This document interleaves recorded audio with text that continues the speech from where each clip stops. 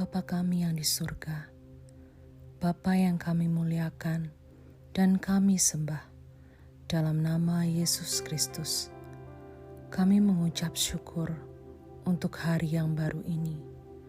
Kami juga bersyukur untuk pemeliharaan, kekuatan, kesehatan, serta anugerah yang telah Engkau berikan. Bapa kami yang di surga, kami menyerahkan ke dalam tangan-Mu segala apa yang kami lakukan di hari yang baru ini. Kiranya Tuhan memberkati dan menyertai segala kegiatan yang kami lakukan sepanjang hari ini.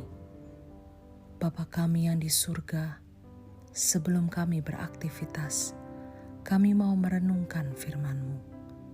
Kiranya Tuhan yang memimpin agar kami semakin mengerti firman-Mu dan juga dapat melakukannya dalam kehidupan kami hari ini. Terima kasih ya Tuhan, kami menyerahkan semuanya ke dalam tangan pengasihan-Mu. Dalam nama Tuhan Yesus Kristus kami berdoa. Amin.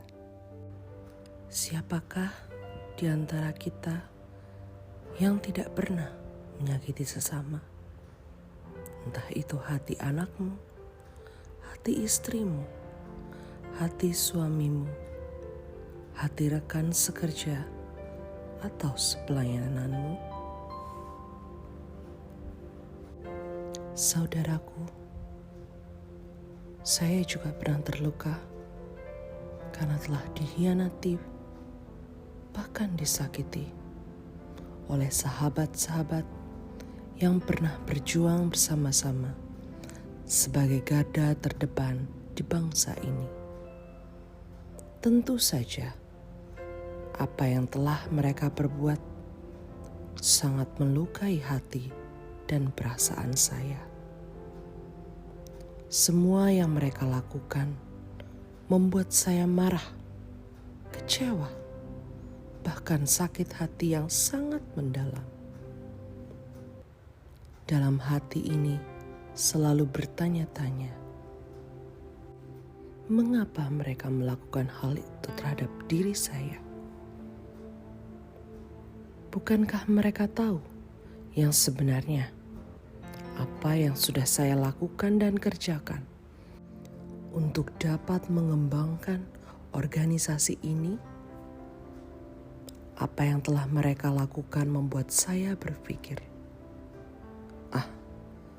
memang benar apa yang saya rasakan jika mereka tidak lagi menghargai apa yang sudah saya kerjakan selama ini.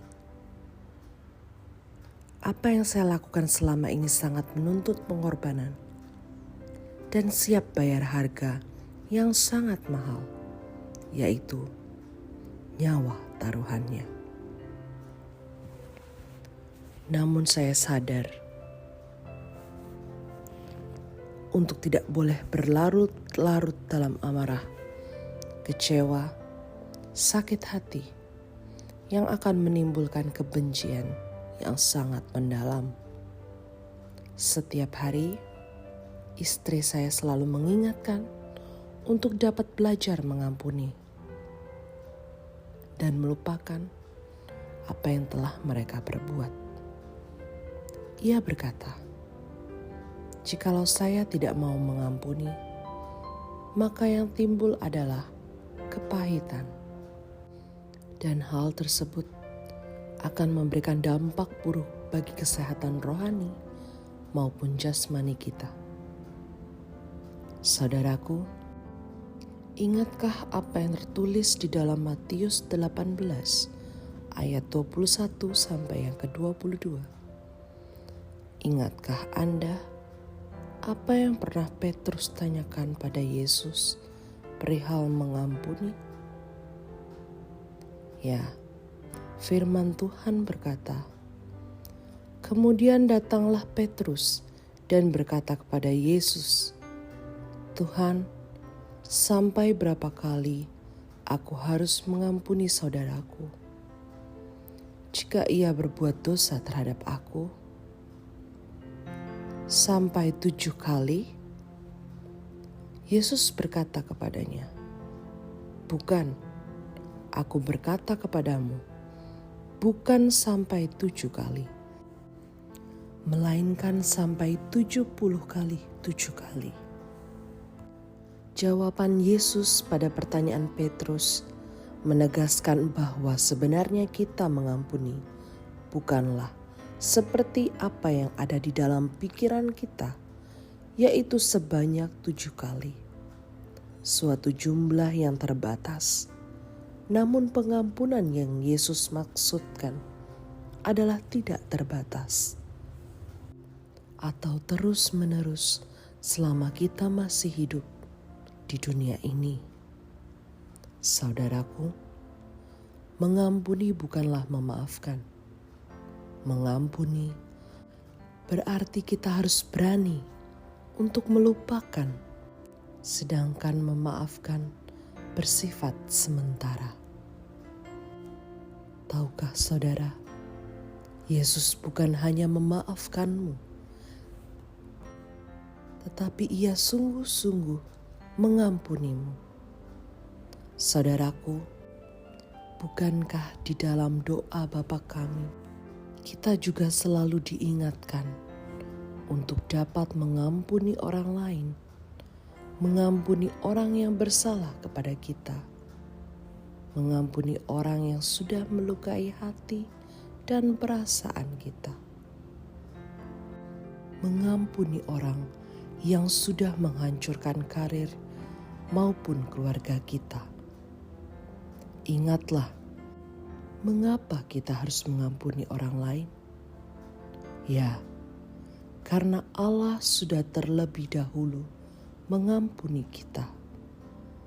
Kita tahu bahwa mengampuni itu menjadi sukar jika dilakukan dengan kekuatan kita sendiri. Mengasihi dan mengampuni adalah perbuatan Roh Kudus. Hanya Roh Kuduslah yang dapat memampukan kita untuk dapat mengampuni orang yang bersalah kepada kita. Mengampuni akan menjadi obat bagi luka batin setelah kita disakiti, dikhianati, atau dikecewakan. Sebab dengan mengampuni hati kita menjadi tenang, jiwa kita menjadi damai. Mengampuni harus berani melupakan kesalahan orang lain. Mengampuni adalah bentuk kasih kita pada sesama. Bukankah Yesus sendiri sudah memberikan contoh maupun teladan pada kita? Mari saudaraku, mulai hari ini, lepaskanlah pengampunan itu pada setiap orang yang sudah menghancurkan hidupmu, bahkan masa depanmu. Apa yang Yesus sudah lakukan di kayu salib membuktikan bahwa Ia sudah terlebih dahulu mengampuni kita dari belenggu dosa-dosa kita dan mengasihi kita. Dengan mengampuni, maka kita sedang membagikan berkat dan kasih kepada orang yang memusuhi kita. Tuhan Yesus memberkati. Amin. Bapa kami yang di surga, Bapa yang kami sembah di dalam nama Yesus Kristus, Bapa yang sangat mengasihi kami. Terima kasih untuk kasih setiamu. Terima kasih untuk pengorbananmu di kayu salib. Terima kasih untuk pengampunan yang telah Engkau berikan bagi kami. Kami sangat bersyukur jikalau Engkau selalu mengingatkan kami melalui kebenaran firman-Mu untuk kami dapat melepaskan pengampunan kepada orang yang sudah melukai hati dan perasaan kami. Terima kasih Tuhan. Ajarkan kami untuk tetap taat, setia, dan menghidupi firman-Mu meskipun terlihat begitu sulit. Kami yakin dan percaya Roh Kudus akan memampukan kami untuk dapat mengampuni orang yang bersalah kepada kami Terima kasih Tuhan Yesus. Di dalam nama Tuhan Yesus kami berdoa. Amin.